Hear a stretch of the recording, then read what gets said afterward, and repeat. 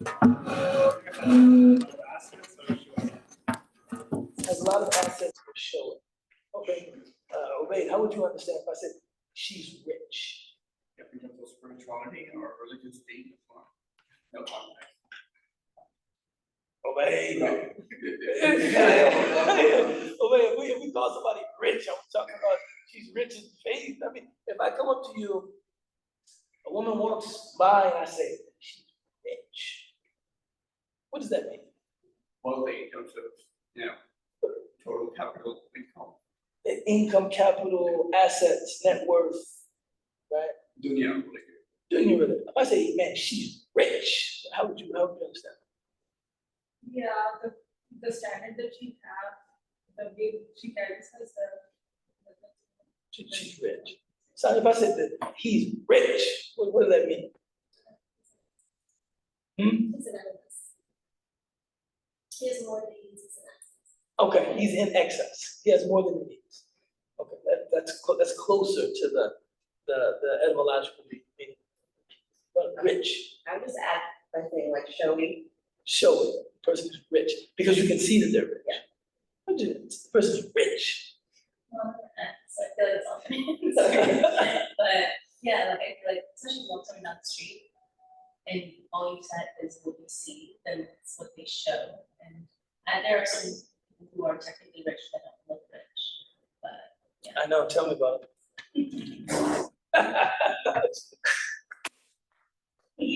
No, actually, most of our common understandings of what it means to be rich comes back to being in possession of lots of things. It's about what you own.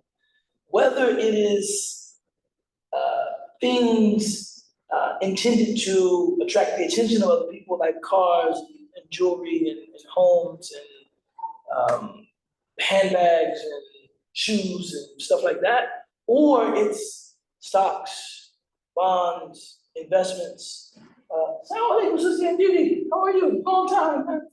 You know, stocks, bonds, investments, small businesses. We still think of a person being rich in terms of what they own, right? Ghina in Arabic, which the word ghani, to be rich, has nothing to do with what you own. Ghina is about what you need. The person that is rich is the person that does not have any needs. There's nothing that I need. So technically, even if a person has a bank account that is full of money, if they wake up every day and they're in a state of need, I gotta do, then they really they're not rich in that understanding of rich. Rich is like a person that, because even a person that isn't free of responsibility is not rich in that way.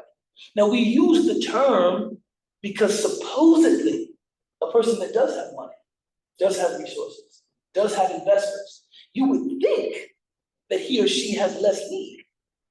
Whereas the word miskin comes from maskana, a person that has a pressing need.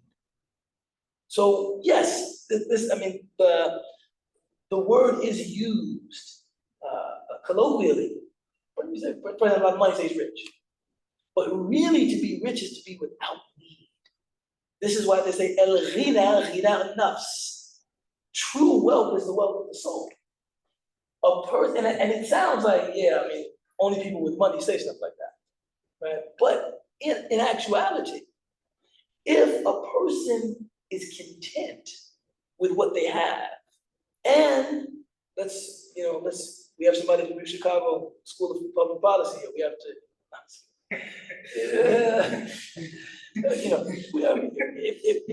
there is a material standard of living that I think a person must have, like Maslow's hierarchy of needs. There is a base. A person must have, food, clothing, shelter.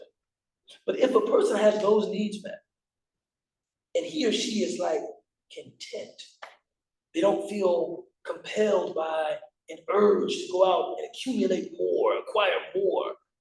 they're rich. I'm okay.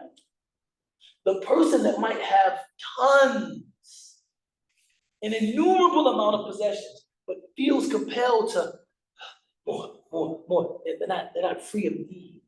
They're actually full of need.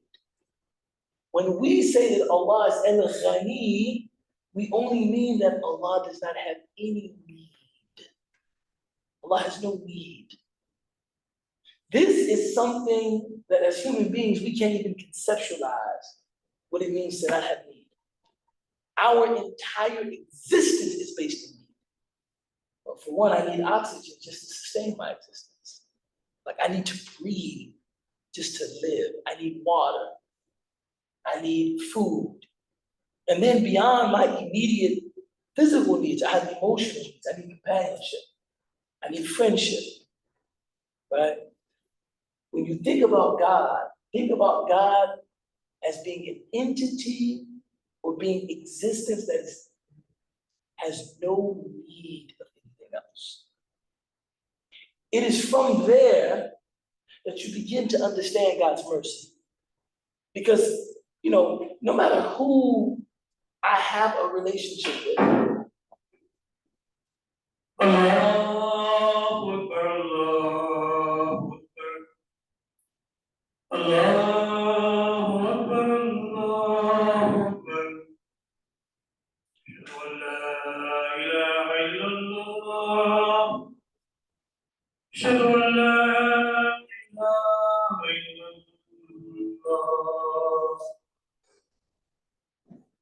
أشهد أن محمدا رسول الله أشهد أن محمدا رسول الله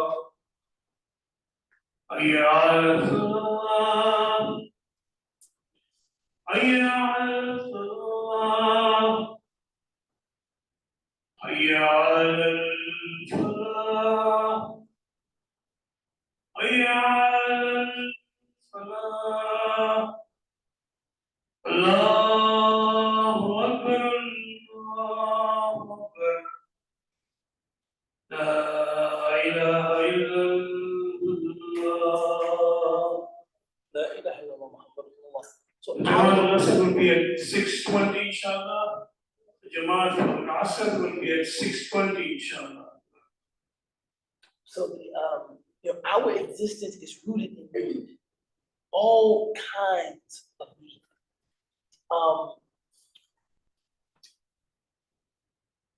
One of the points that was made in the book, yes, I got the book back because we're on the Jabber stage. One of the points that was made in the book is that many people misunderstand this attribute of Allah because they think that the thing that distinguishes God from human beings most is immortality. That's what they think, that the thing that makes God most different from people is that we are temporal and God is eternal. And the author of the book, she said, no, actually, the thing that distinguishes human beings from the divine is that we have needs and God does not have needs. It's not about immortality. And then, really interesting point here.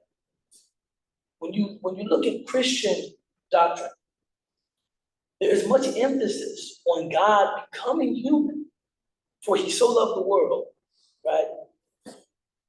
Dying for the sins of humanity, in a sense, giving up mortality for the sins of humanity, and then being resurrected. Now, I'm not going to claim expertise in Christology. I don't have any expertise in Christology, but I really appreciated the point that was made in the book. God could make someone immortal. And even in their immortality, they would not be divine because they would have need. Even if they were immortal, they would still need to eat to sustain their existence, breathe to sustain their existence. They would still have the needs of a human being, even if they lived, eternally. Because the thing that distinguishes God is that God has no need. And it is from there that you begin to understand God's mercy. And I started before he called me Adon. Anybody with whom I have a relationship, there is something transactional about the relationship. Meaning I get something from it. Even if it's like my children. Trust me, they don't give me anything. Not physically. But you know what they give me? They give me some self-satisfaction. Right? I feel when I give somebody something in charity, I feel increased personally in my self-belief about how moral I am, or I get something from it. When you do something for Allah, it does not give anything to God. It does not increase God's glory at all. There's a hadith Qudsi. Of course, hadith Qudsi are sacred traditions where the meaning is directly from God, but the Prophet is putting it into his own words. This is what distinguishes the hadith Qudsi from the Quran, where Allah subhanahu wa ta'ala says, "O human beings, O women and men, if all of you came together and all of you simultaneously attained a state of righteousness of the most righteous among you," meaning think about the most righteous human being that ever lived, sallallahu alaihi wasallam. If all of you were like him, it would not increase me in my glory at all. And if all of you were like the most wicked being among you, human or jinn, or shaitan, it would not decrease me in my glory at all. And then Allah said, if all of you, everybody that has existed, everybody that is going to exist, asked me for everything they wanted at the same time, and I granted everything that everybody wanted at the same time, it would not decrease or diminish what is with me at all. Yes. A question Yes. that relates back to the question I asked you at the last week. Shoot. So, if you refresh it, I asked, where I'm doing on, and I was like, can Allah's words be interpreted as, who's experiencing sadness? or Sadness, like that? And I understood and completely agree with your answer where, Allah is not affected by what we do, our actions, does not make him sad, our actions, all this stuff, like, he can't be angry with because depending on what we do. But we often talk about Allah with anger. Right. And there's a common thing, I think Allah's angry with me, or this thing I do anger Allah. So why do we use anger as the only emotion, or Allah's pleased with me? It feels like we only use anger or pleased as emotions that do seem to be directed. This is a very good point. It requires a solidly theological answer. When we talk about Allah's love, it is a one-sided love, right? In the sense that Allah's love is the good that he wants for you, but it's not increasing him. See, when we love, our love is founded in mutuality. My wife loves me, I love her, and we collectively are together in love. Whereas when Allah loves you, it is for your benefit, right? It does not benefit God. Similarly, if Allah is angry, and this is where the human is separated from the divine. If we say Allah's anger, we mean not that like it's anger, because if I'm angry with somebody, a friend of mine, I mention this often, but a friend of mine who counsels married couples, he said, anger, and it's very important for husbands especially to remember this. I hardly ever remember the story. He said, anger is a secondary emotion. Anger is almost always rooted in pain. The primary emotion of anger is pain. So when we say Allah's anger, we're not talking about an anger that's rooted in pain. We're not like, oh, Allah's in pain and thus angry. No, we mean Allah is displeased with the servant. But but it's almost like from here, Allah is displeased with the servant, this will affect her. It's not that Allah is displeased with the servant, this affects who Allah is. You understand what I'm saying? And it's very difficult because I would say that reciprocity that you're referring to is always present in human relationships. Right? If I love someone, I'm increased by that love. I'm ingratiated by the love that I feel. Just like I'm frustrated by the anger that I feel. So if I'm angry, then I have to be frustrated in order to be angry. When I'm loving something, I'm ingratiated by the love that I feel. This is not the case with Allah subhanahu wa ta'ala. You are ingratiated by God's love for you, but not him. You will end up in a constricted place if God is displeased with you. But God is never in a constricted place because he's displeased with you. Do you understand what I'm saying? Is it coming through? Oh, just like that. Yes, Sister India. So on that point, is it kind of saying that, because that is a point, you hear like, God, like, made it incumbent upon himself that his mercy would exceed his wrath, right? And then we talk about, returning him please and please. So it is that we do hear those please and displease often. So is it such that,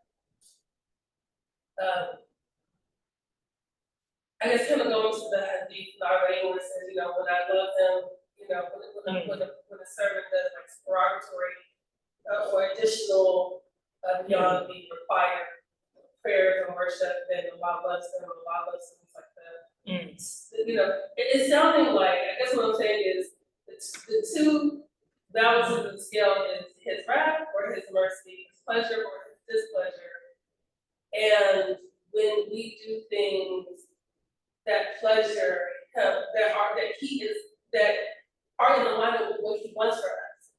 That's what makes him pleased. And that's for our own benefit. And when we do, you know what I'm saying? So it's like, I do this, and when I do this, Allah says that, I'm the. Sure, I'm with you. The only thing that I think the theologians of Islam would say, see, when I'm pleased, I'm better for it. Meaning, if I'm pleased, it's better for me than if I'm angry.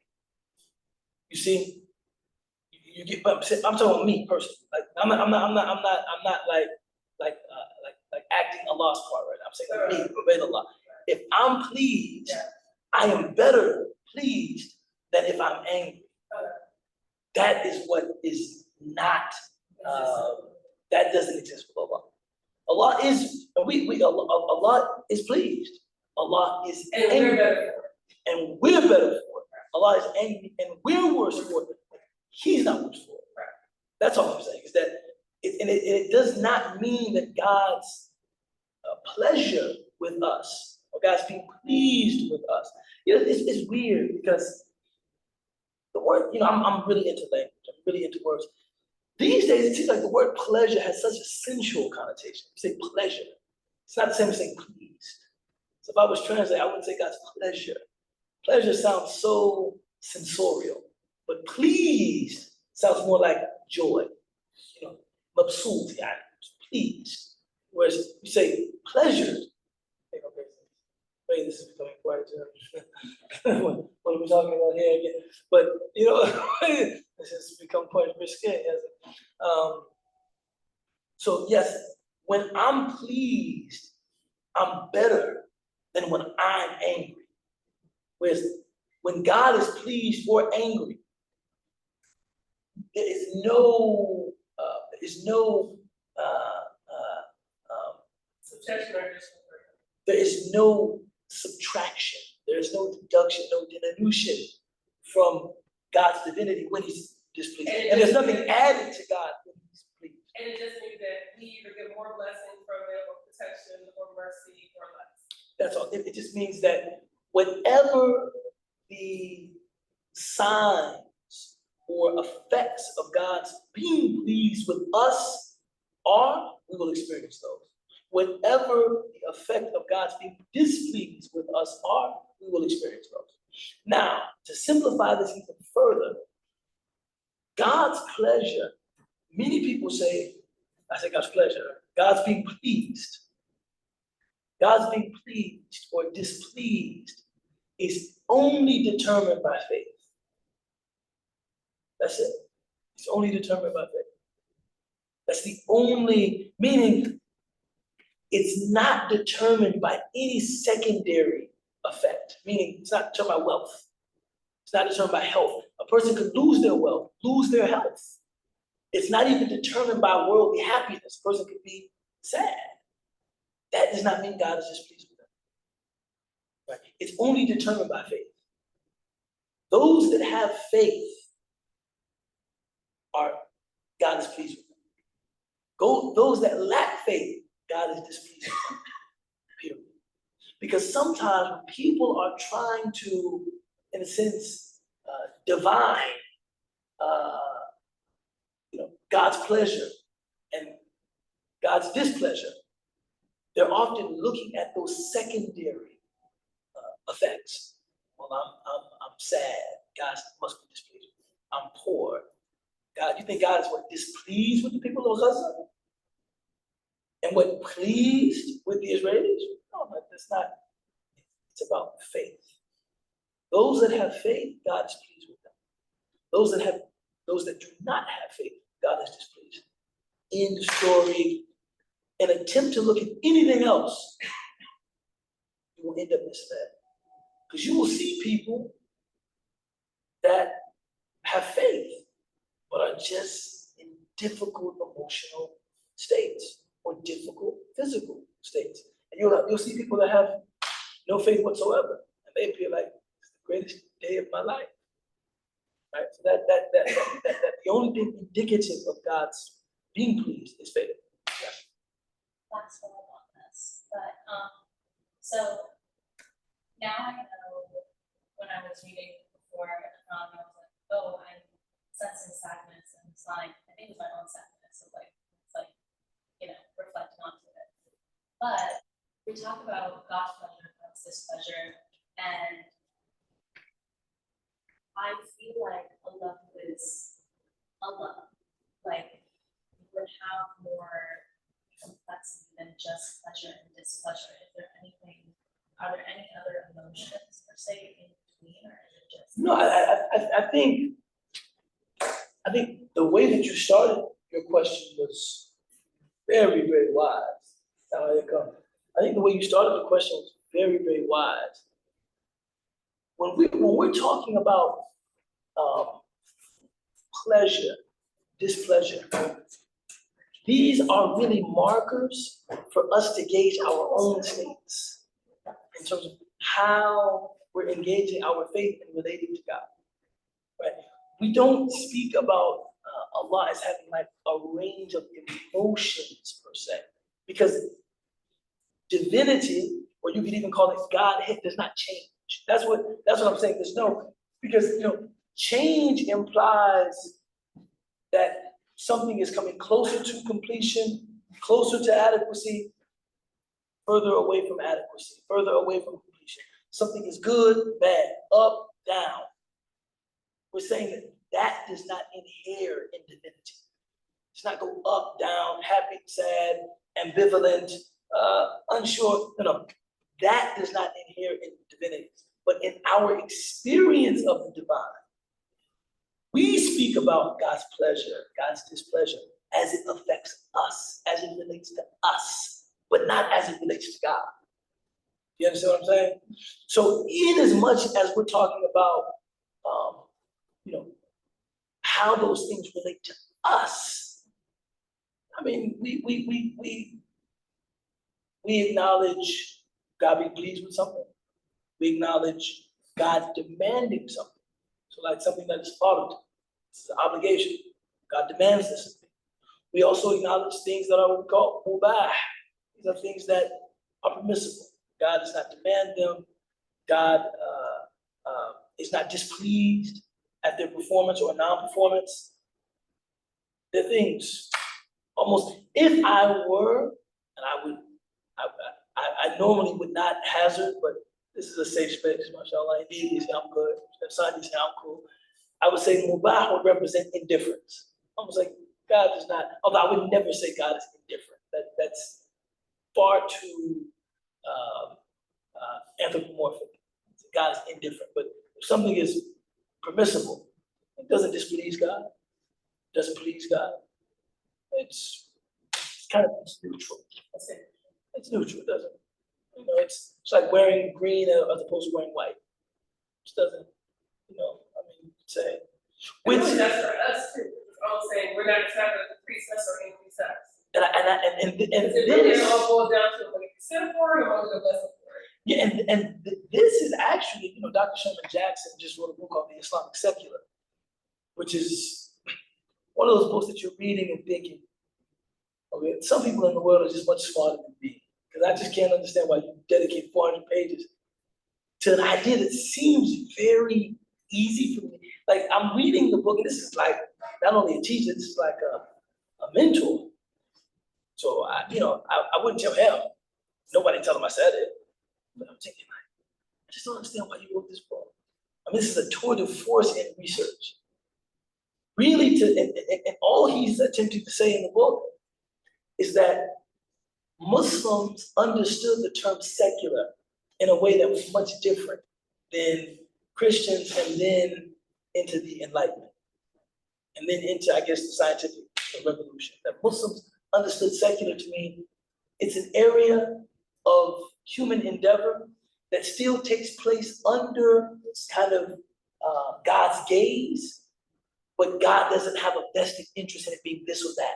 So the sciences, technology, civil administration, and Muslims felt that human beings could exercise their full creativity in developing solutions and inventions in those areas, and that was not something done in opposition to religion. That was something endorsed by religion. You know, be creative. And I'm thinking, like, I think I've summarized the book, but he's given this 400 pages. You know what I'm saying? I think I've summarized the book, but he's given this 400 pages. So it's just like, Somebody, huh? somebody, Somebody needs it. 2024 is different. Somebody needs it. So I think that the person that asked the question just wanted to pray. Yeah, like I was saying. But so yeah, I think that we wouldn't say a range of emotions, but we would say that God's will, as relates to our actions, have a range from obligatory to prohibited, the largest category permissible, to things that are disliked and things that are recommended. Those are always the 5 categories that Muslims use to understand the actions of human beings.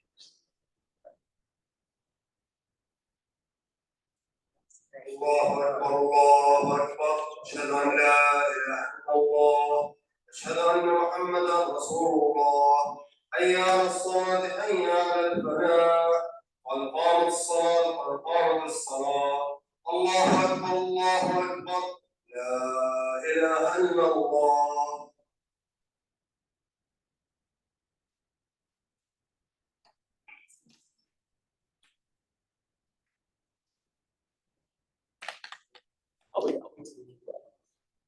Any questions, ideas, comments? How are you, my sister?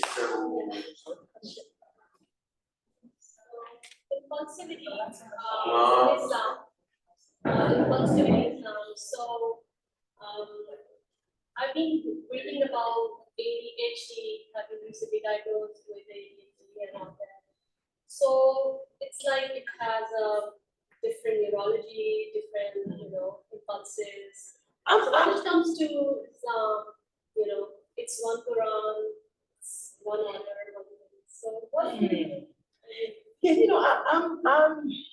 I'm very interested in these questions. I mean, I was diagnosed with ADHD from the time I was about 6.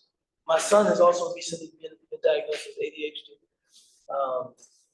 But I'm always, whenever there is a diagnosis of a person being neurologically atypical, it forces us to look at, well, what's typical? What's typical? Like, I mean, I'm not, and again, I'm not in any way saying we should undermine science. Right. But I mean, these are just that's just obvious logical questions. Like, okay, if this is atypical, then what's typical? And I'm always interested in, because most of these diagnoses, in my experience, are diagnoses on the basis of behavior. It's not that someone's actually showing me a CAT scan of my brain and saying, well, a normal brain does this, your brain does this. Like, I'm not an anatomy and physiology guy, but I've never seen, like, when I was diagnosed with ADHD, they were asking questions to my mom, questions to my teacher about does he do this? Does he do this? Does he do this? Does he do this? Is this common for him? And then on the basis of that inquiry, yeah, we think it's ADHD, right? It's not like someone's showing me objectively, okay, watch this. Whereas normally this happens in your brain, this happens. So I guess this is the only place that I think Michel Foucault, this French intellectual, I think some of his work is interesting. The diagnosis of clinical madness. He's talking about madness. When a society can diagnose someone as off, mad, even just neurologically atypical, it is often doing that not only on grounds that are arbitrary, but grounds that are self-serving. It's almost like, and if the same thing with Islam. In Islam, you know what makes someone, I guess insane, is that this is a person that cannot reasonably be expected to fulfill their religious obligations. Right? The person that we said, you have to pray, we would think about them and think it would be unreasonable for us to expect them to be able to keep this responsibility. That would lead to a clinical diagnosis of the person is not legally responsible. Right? But that's the assessment of religious scholars. It's like ding ding ding, look who's writing the book. It's like these are religious scholars writing the book. That's the criterion they use. So I'm always interested the American Medical Association. What criteria are you using to say that somebody is? Now, some criteria I think might be universally, if the person experiences, and even those, like if a person experiences like external stimuli, like they hear voices and they see things, we don't understand that person is automatically crazy. Sallallahu alaihi wasallam. I mean, that doesn't, if a person just hears voices, sees things, they might not be crazy. My point is, you have to kind of tease out where these standards are coming from. And usually, a diagnosis of ADHD, in my experience, comes from either an inability to perform in a certain kind of educational setting. Not every kind of educational setting, a certain kind of educational setting. If a person is incapable of performing, if a person is incapable of performing in a certain kind of educational or professional setting, you say, no, maybe there's something neurologically atypical there. I think maybe I'm not attention deficient. Maybe your curriculum is movement deficient. I mean, you know what I'm saying? Maybe your curriculum is boring. Maybe the expectation that an 8-year-old would sit in one desk for 8 hours is unreasonable. Maybe, again, My son, we even give my son medication. So this is not for me, and I took medication as a kid. I think I stopped around 9th grade, 10th grade. So this isn't for me like I have like this, like I see the medical,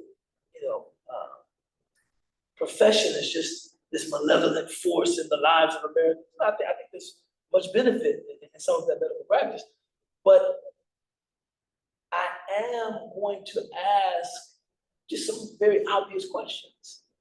So it's like, what I think, and this is something unique to Islam. I think it's something unique to pre-modern societies. I think people lived lives that gave them the ability to recognize the legitimacy of a much wider profile of neurological types, right? If we were all farmers, the fact that we couldn't sit still for 6 hours at a time probably wouldn't matter that much. Probably wouldn't matter. I mean, I don't need to sit still for 6 hours at a time. But in a society we have compulsory schooling, and somebody has to get this training so they can fill these management jobs and these low wage jobs. A person that can't sit still for 6 hours, sometimes we got to fix that person. We got to fix them up. Something's wrong with him, man. Because he's got to get online. But the question that I think a critical person asks is, online to do what? And that's why even now, and this is probably way more information than you're asking for, but sometimes it gets like that. You know what I'm saying? But I held out for a very long time. My son was diagnosed as ADHD, and we did natural remedies. There's a man in Lombard named Raheel Haq, an MD, but grew disenchanted with medicine and became a naturopath, became a natural. And he's much a brilliant man. And I was content just to do that. I was like, I'm not going to medicate my son because he's neurologically atypical. I would much rather just build a lifestyle for him that would give him the ability to thrive. And I think the thing that made me change my mind was that getting him to be stationary enough just to learn how to read was very difficult, right? And I think that for me, reading was such a foundational skill. Like, man, if you can't, hold your focus for long enough to learn how to read effectively, then maybe I have to give this a second thought. Then my mother called to curse me out. That definitely nudged me. That definitely nudged. No, she called to curse me out because my mother called to curse me out because I was diagnosed as ADHD in first grade. My mother administered the medication immediately, and I was always a distinguished student in school.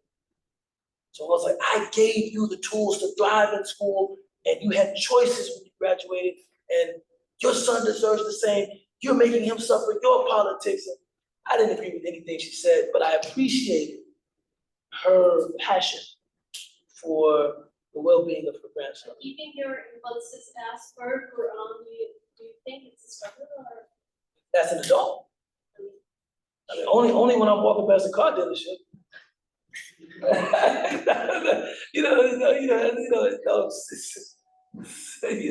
Only when I'm walking past the car. That's the only time I have a hard time controlling my impulse.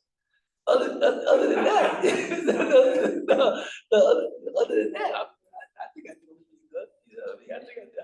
I think I do really good. Hey, inshallah, inshallah, you know what I'm saying? Inshallah, so which sometimes I tell people, and by the way, now you just effectively entered now we're living room couch. Sometimes I tell people, And this might be related to like impulse control. I said, man, people ask me, why are you religious? I said, man, because I don't think anything else could control me. Really.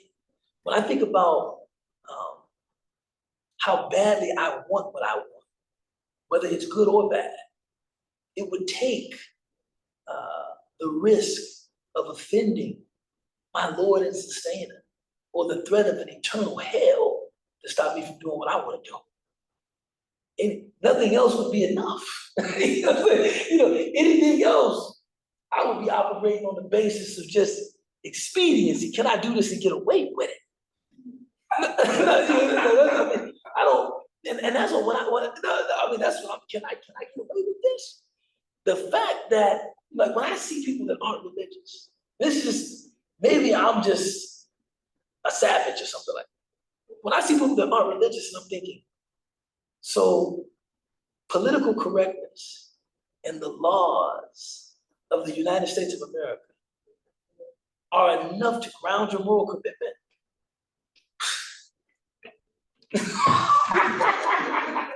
I'm thinking, but I would be the biggest crook in the. Are you kidding me, man? If all I had was just my narrow, limited self-interest, oh man, I would go crazy. And that's why one religious philosopher said, middle class Americans live in this world of like fake politeness. And it's because they don't know evil, and even the evil of themselves, that they can't know God. See, when you've been some of the places that we've been, and you've seen evil, it's almost like you yearn for the other side. Because I actually know how far this can go.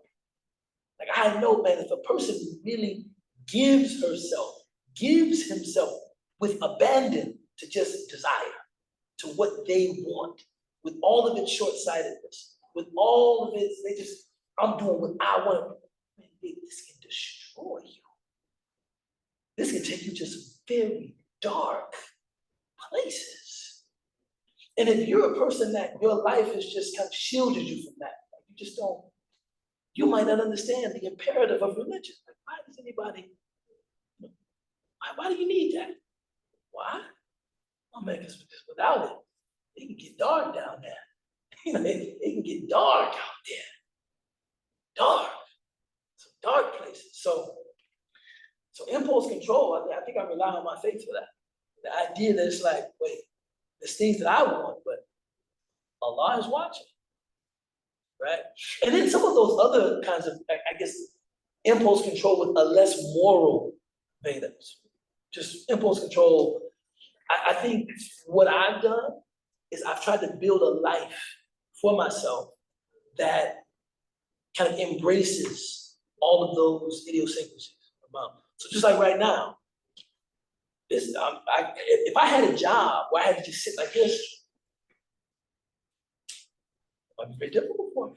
No, man, this is my wife I've been talking about. So I said, my job is to help Najesh find something that, son, if your father is a role model for you in anything, it's find a job that you can do. That was my goal, was like, I know that there's some things that would be very difficult. I'm not gonna put myself in that. If I had to sit in the cubicle, like just engaging with a computer monitor, I just don't have the wherewithal for that. Even like studying, I can study something, but I have to be highly interested in what I'm studying. I can't do anything just perfunctorily. Like, I have to just kind of, and this is why I probably never did a PhD. What you doing? A PhD. Because if I could go straight to the writing, I would do a PhD. But if I have to read through a lot of literature that I don't care about to get to the writing, I tell all of my mentors want me to do a PhD. I just don't think I want to make it. You know what I'm saying? I don't think I'm gonna make it. But if I can go straight to the writing, I can spend 8 hours a day for the next 10 years working on things I'm interested in. But it's gonna be hard for me to spend 6 months doing stuff I don't care about. You gotta find the right program. Yeah. Yeah, right. I gotta find the right program, you know, but my point, talking about impulse control, is just, I think part of it, and again, if somebody elects to use medication or something, I mean, Allah's rahmah, Allah's mercy, and what people use and the means that Allah has created to help us live the lives we want, within what is permissible. If somebody says, you know, this heroin, this heroin help me live the life that I want. Within the means that are permissible, within the means that Allah, you know, accepts of us. Yeah, make use of those medications, methylphenidate, Ritalin. But I think part of it too is try to find the lifestyle. You know, and also when I was with the natural doctor, he talked about, you know, rest, diet, exercise. These are things that, you know, I don't want to get on, but I think, man, we're becoming so reliant on drugs for everything. Whereas, like, actually, if you really wanted to deal with this part of what you're struggling with, some lifestyle changes would help you, right? It's like, for instance, you know, I'm struggling with hyperactivity, and I eat a bowl of M&Ms every day. Eating that much refined sugar probably doesn't make it easy to concentrate. You might be a little jittery if you drink 7 Red Bulls every day. You know what I'm saying? That might make it a little harder to focus. You know, do you have a time that you dedicate to physical exertion, to exercise? You know, talking about, you know, impulse control, ADHD, I run almost religiously. You know, I mean, I ran 9 miles today. I go out, I run most mornings. And it's something that I feel like, you know, I run, I sweat. My entire day, it's easier for me to focus, easier to think. I'm just more settled because some of the edge has been taken off by just that good physical exertion. Days that I'm not able to run, I do find that it's a little harder for me to focus. You know, so just like a hack, this is a true thing, true story. I studied at Azhar, I lived in Egypt. And studying is difficult. Studying in a second language, very difficult. People that have done that, it's very difficult. Sometimes, you know, a page of reading that one can get through, reading your native language in 2 minutes. Reading a second language might take 15 minutes. I mean, because you're trying to get all the subtleties and the meanings, you know, not only the denotation of the words, but the connotation of the words, you know, the tone and tenor of the author. All of that does not come through in a second language like it does in a native language. Sarcasm and humor, those things don't really come through. Your understanding of the second language is usually very technical. And you have to really look for those things. So my brain would be fried reading classical Arabic. Like, you know, I would be like really focusing. And that would make me want to get up and walk away from my desk. And so I would give myself a penalty that whenever I got up, I would do 50 push-ups. If I was focused on my work and I got up, I would do 50 push-ups as a punishment. I came out of Azhar and I was bolting. You know, I came back off the plane and said, where were you studying? I came on bolting. You know what I mean? Because I used to do push-ups to kind of settle myself in. So it's not all about medication. It's just learning those strategies. You know, learning those strategies. Especially if I was like, I need to hit this for like 6 hours. I need to hit this for 6 hours. Now I know that's gonna be tough for me. I'm not the kind of person that comes naturally to. I gotta like employ some hacks, strategies to get it. And I found that because I did that, I would enjoy my course reading more and I would remember more of it. I was a very good test taker when I was because it's like, oh, I remember this. I was like breathing hard as I was reading this.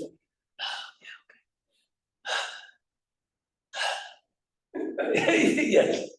Can you speak, since we talked about like things for the pleasure of God or the displeasure, can you share a little bit more on the concept of when we talked about,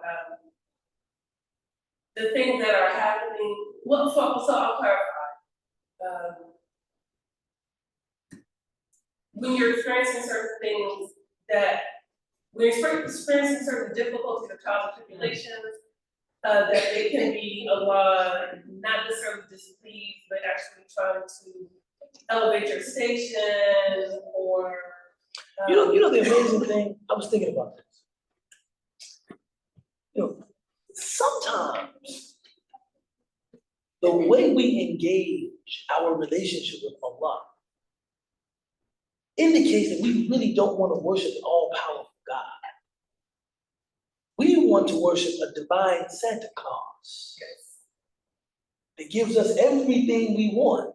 The only difference is that at least with Santa Claus, you had to be nice and not naughty. We want Allah to give us what we want, whether we're naughty or nice. You know what I'm saying? But when I found, because I've seen people who they experience certain things. Could be death, could be disease. May Allah keep all of us safe from those things. Well, we can't be safe from death, but death close to us, may Allah prepare us for the death that we will experience that is close to us, and more importantly, prepare us for our own deaths. You know what I mean? But, I'm talking like tragic death, famine, starvation, and some people lose their faith when they experience those things. And I'm always thinking, you do realize those things are happening all the time to other people, just not you. Right? Even when you believed that God was all powerful, you believed that God was decreeing those things in the lives of other people. And that was okay with you. He was still God when that was happening. When God was decreeing those things for other people, it was the qadr of Allah. When God decrees those things for you, ain't no God. So the question becomes, what did you really want in your relationship with Allah? Right? What did you really want? Because as we speak, certain people are being tested in great people are being tested in grave ways, and we're in blessing. If that turns around, they say the response of the believer is when you were pleased with God giving you what you were pleased with, you took it. Now that God is giving you what He's pleased to have you have, take it. You know what I'm saying? Take it. When it was good, you took it. Qadr Allah, mashallah. We can't say it fast enough. Mashallah. Alhamdulillah. New job. Alhamdulillah. Right?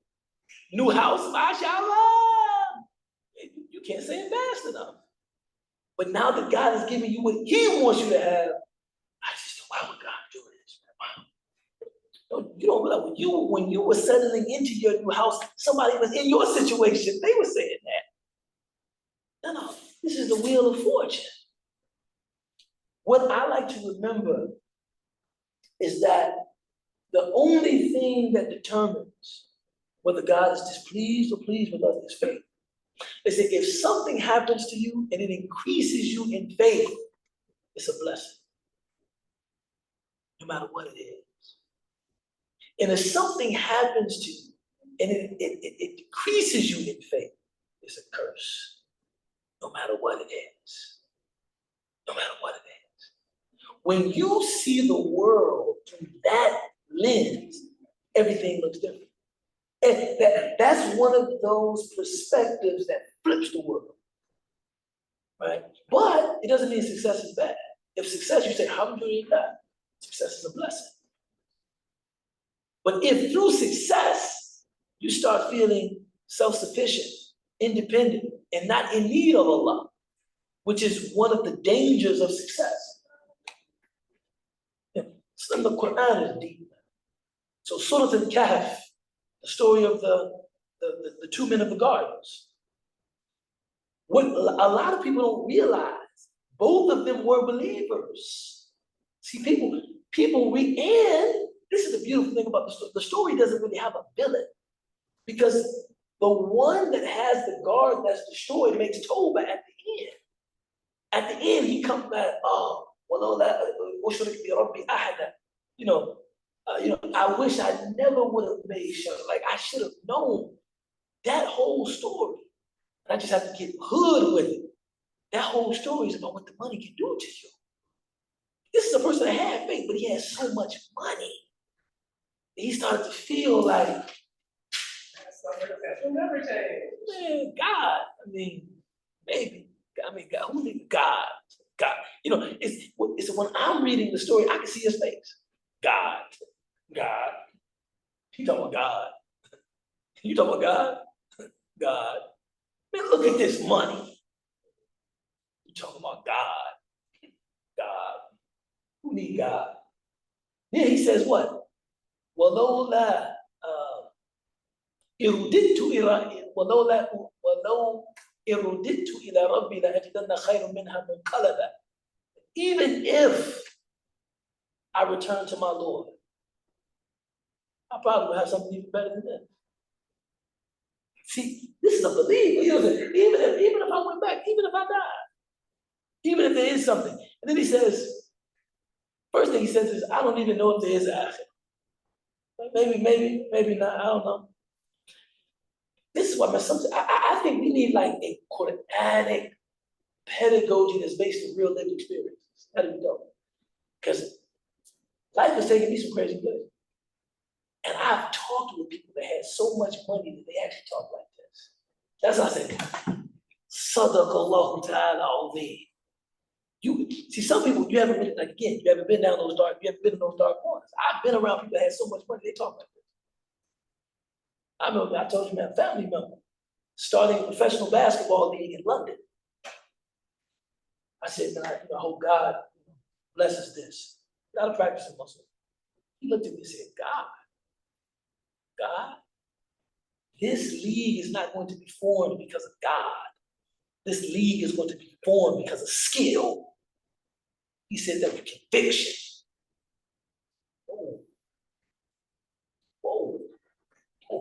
Whoa. But sometimes success can do that to a person. You know what I'm saying? So in that case, is success a blessing?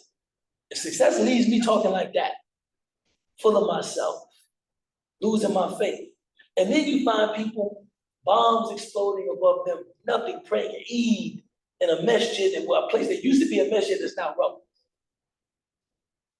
They lost everything, and they still have Iman. Sometimes when I see that,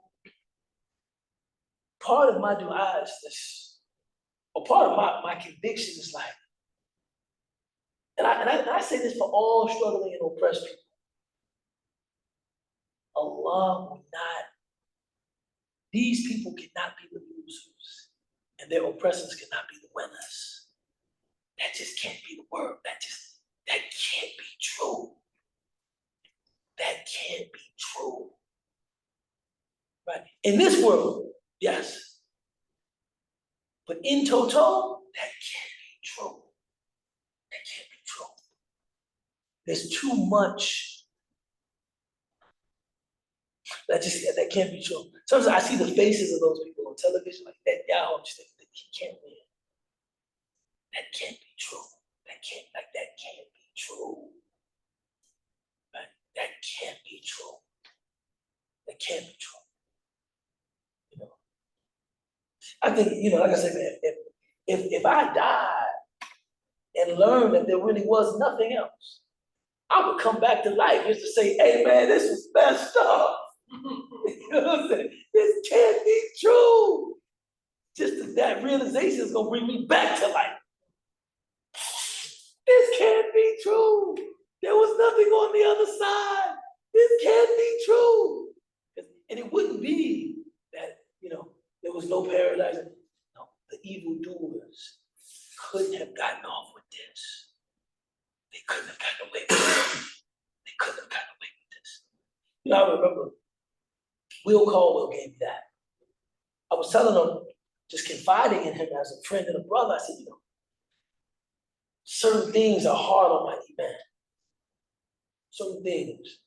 I said like child sex abuse, stuff like that. You know, they have those documentaries, Europeans and Malaysians trying to have sex with children and stuff like that. And I'm just like, when I see stuff like that, it's like, oh man, you know, God, you know, why? It's hard on my iman. He said to me something that got me straight. He said, you know, when I see stuff like that, it affirms my iman. I said, man, Will, that's gangster. I said, why? He said, because if there's no akhirah, those people would get away with it. Now, when I see stuff like that, there must be an akhirah so justice can be established. If there was no akhirah, they would have gotten away with it. Right? And that actually helps me sleep a little better. I think the scales of justice will be balanced in the end. Right? And I can sleep on that. If the dunya was all there was, I wouldn't be able to sleep thinking about something like that. No, this. So I say all of that to say, success, trial, tribulation, it's all about what increases your faith. All about what you know decreases your faith. You know, recently I've been thinking, one of the greatest blessings that we have is just our circumstance, our situation. We have a circumstance here that we can actually see the beauty of faith. Some people are just not in that. This is not their circumstance. You know what I mean? This is not their circumstance. You know, no offense, but I always get that feeling whenever I talk to somebody Iranian. I find a lot of the Iranians I've met, not all of them, maybe just the ones that are in America, I don't know. They're very, not only secular, but deep disaffection with religion. Just, you know, like religion is just, like I've seen Iranians that are more agitated by the sight of somebody praying than like, you know, just, just, and it's like, it is beyond like a personal lack of faith. It's like a self-hate, like I hate religion. I'm like, Dad, what happened to you? And I try to be sensitive to that, man, what happened that, you know, our deen that I find great beauty in it, what happened to you? And when you look at it, you feel, man, I can't stand this. Just to see somebody pray angers me. I don't know. And the only thing I can say is thank God that didn't happen to me. You know, but I met a young Daisy brother, one of my heroes. He was learning the Quran, and his Quran teacher molested him. And he still loved the Quran. He still loved the Quran. I was thinking, somebody else, not as strong. Maybe he just, there's no way that I can love the Quran. Somebody was teaching the Quran and took advantage of me sexually when I was a little boy. No way I can love the Quran. He still loved the Quran. Special people. Sometimes it's your circumstance. The circumstance I have, that I blessed circumstance, that I can see the beauty of faith. Some people just not in that position. You know what I mean? Not in that position. You know what I mean? Not in that position. Not in that position. I thank Allah for where Allah has placed me. We should thank Allah for it. Yes. So how to determine the status of our faith? If we are using it or if our faith is strong? You know, it's two answers to that question that you commonly encounter. One is that faith resides in the heart. And you have, you know, a school of Islamic scholars, they will not move from that. The question is, how do we know the state of our faith? How do we know the state of our faith?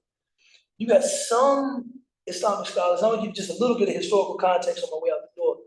You have some scholars that say they will not connect actions to faith. They won't do it. They say faith is the alam qalb, it's in the heart. because you had a group called the Khawarij that used to connect faith to actions.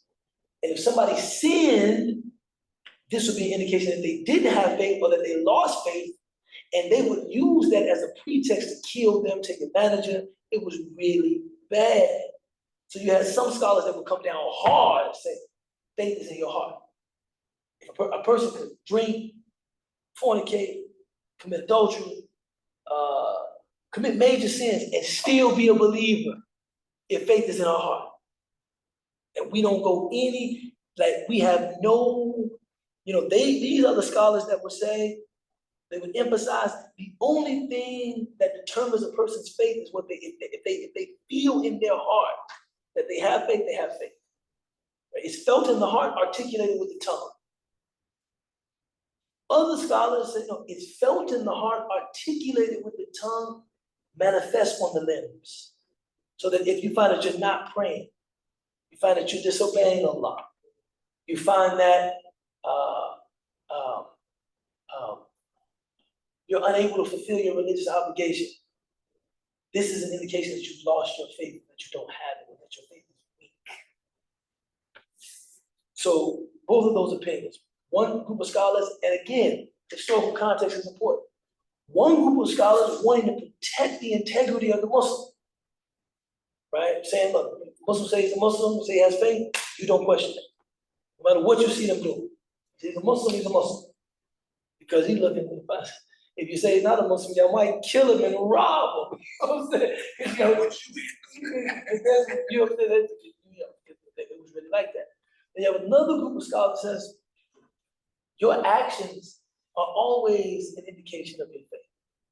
Always. Which I think is really a more natural position. I understand the scholars trying to counteract those groups that wanted to invalidate Muslims. But the more natural position is that, no. There is a connection between actions and belief. I think all of us know that intrinsically, right?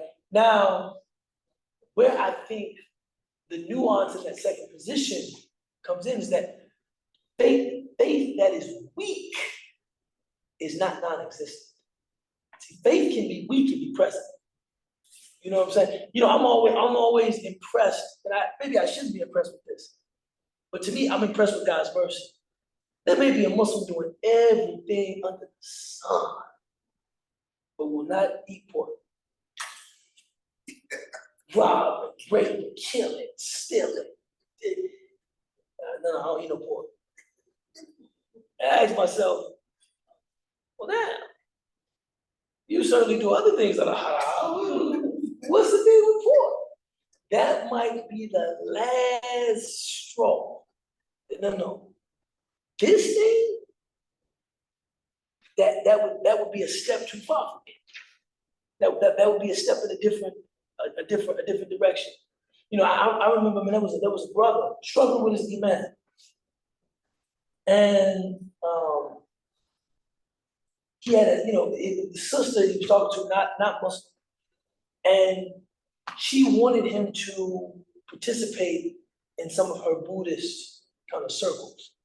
And he wouldn't do it. He's like, nah, that's against my religion.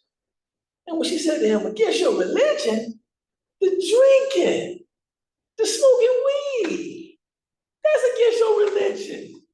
He said, you're right. But with those things, I'm just a disobedient Muslim. I did something wrong, I can repent and go back to God. You're asking me to change my religious identity. I'm not with that. I'm a Muslim. I know I don't always act like it, but I'm a Muslim. So in that way, he was saying that participating in your religious ceremony and service, for him I would smoke his blood before I do that. She just could not understand that. Against your religion. Going to my religious services against your religion. What about all this weed you smoke? What about all this drinking you do? That's not against your religion? Yeah, that's against my religion.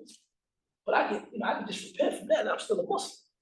I start getting involved in that, and that's something different, right? So my point is, faith can be weak. His faith was weak. Smoking, drinking, living with a woman that he wasn't married to, but his faith was not non-existent. It was still there. There was a part saying, there's a line that I will not cross. I'm out here pretty bad, but there's some things that I will not do. And I've said this many times, but I, for one, to me, that's the power of Islam. It's power. When you see that, the Prophet ﷺ said, the strong believer is better than the weak believer, but in both of them there's good. That, to me, that is the expression of that hadith. You know, there was a sheikh who, before he converted to Islam, Sheikh Muhammad bin Keller, he said he was in, I think, Morocco or Egypt, maybe Egypt, I forget. He said he was doing all kinds of stuff. And there was an Arab guy that was assisting him with all kinds of, and he said that he decided to pick the Quran up because he was just, was on offer and he picked it up. He said the guy came into the hotel room to see what they was doing that night.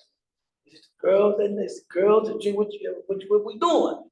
But he said, as he was talking about the night, he saw the Quran on the ground, just stacked up with other books. He said he just picked it up, dusted it off, and placed it on the top, and kept talking about, hey man, how you want to play this? You know what I'm saying? You want the white stuff, brown stuff, green stuff? How you doing this? You know what I'm saying? But he said that act, that even somebody that morally depraved, still there was something in his heart. Well, it's the Quran right there. Don't do that, man. I might be out here selling dope, but no, that's a book of Allah. Not like that. Not like that. He said if Islam could inspire those kind of people to still have a reverence for it, then there must be something good in this religion. I'm not the best Muslim. Don't put the crown on the crown. You know what I'm saying? With the strength and weakness, Iman also, your Iman has ebbs and flows, Of course. right? So even if it's witnessing the action, maybe you're like on it and then you fall off for a little bit. We got to talk about that next class. Yeah, right. But that's natural in the life of Iman. Right. Sometimes, they say Because sometimes I'm Allah, behind this or that. they said that your Lord might decree for you sin just so that you can experience his mercy. So that you know this is not about your perfection. This is all about his mercy. So sometimes you gotta experience some downs so that you're not relying on yourself. Right?